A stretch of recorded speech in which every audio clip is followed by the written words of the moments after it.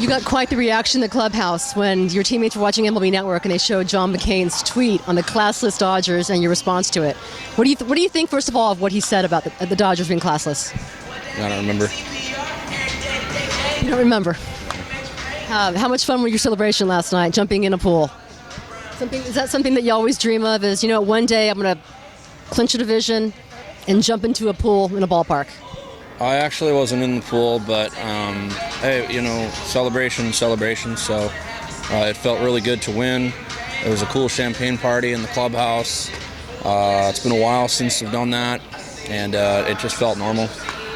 Are you surprised that some people are offended, that some players were and some media types seem offended by it?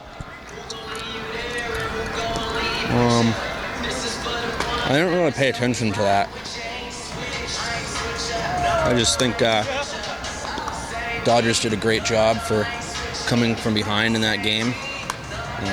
Couldn't say enough for Hanley Ramirez coming through with 2 big hits, and a couple of key outs there by the bullpen. It was a purposeful win, and kind of gives us momentum heading here to San Diego, and then hopefully finishing up the season on a great note. You've been on a World Series team before. What do you think of the makeup of this Dodgers clubhouse as you guys get ready for the postseason? I think it's a great makeup because there are a few veterans on this team that have 1 or 2 rings, and they can kind of set the tone for the other guys that haven't been there. Play within your game. Don't try to do too much because the biggest thing about the playoffs are probably the nerves. And you're not playing a 5-game series. You're playing 1 game. And then you're playing another game, and you're playing another game, and you just add on that. For the most part, you just play fundamentally sound baseball. That really wins games. What type of skipper is Don Mattingly? And I ask that because I think a couple series ago here in San Diego, the buzz was this is going to be the first guy fired. And I look at the turnaround of the Dodgers, and it seems to start with the presence of Don Mattingly and what he's done with injuries and overhaul and players in the DL. Well, just like the ownership and the players of this team and the fans stuck to the plan from game 1 to game 162. Keep writing the lineups, keep making timely switches, and just keep letting the ball players do what they do. And eventually they're going to come around and play the way that they're supposed to. And that's exactly how we're playing right now. I have to ask you about this. It's been a month or so, maybe 2 months or so, but how has that transition gone from Giants to the Dodgers, who had one of the best rivalries in baseball?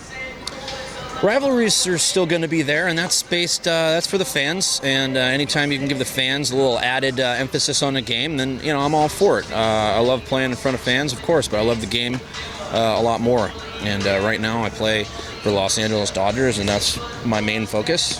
And I'm going to continue to do that and continue to try to play the best that I can throughout the rest of the season. Okay, this might be like a dumb question, okay, because you played on some winning teams before, but when you come off the surgery and you missed a year in baseball, how important was it for you to find a team that you really thought had a legitimate chance at the postseason and not just to get yourself ready for next season?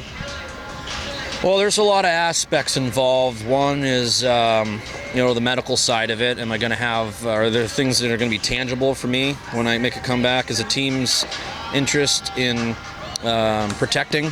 Are they a contender? Will I be able to showcase anything in the postseason? Is the clubhouse atmosphere? There's a lot of variables that go into deciding what team you want to play in. And obviously it was my first time getting to choose. Right. And I don't think it would have served much purpose had I been on a team that wasn't contending, because what would be the point in signing me? I don't think a team that wasn't vying for a playoff spot would really want to have me just hanging around in the bullpen.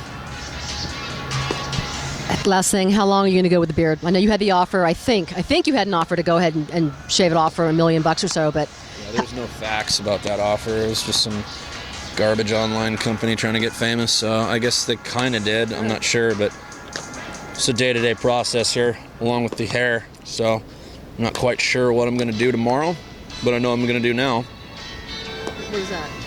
I'll chew my gum and answer questions. Okay, well, thank you. I enjoyed it. You're welcome.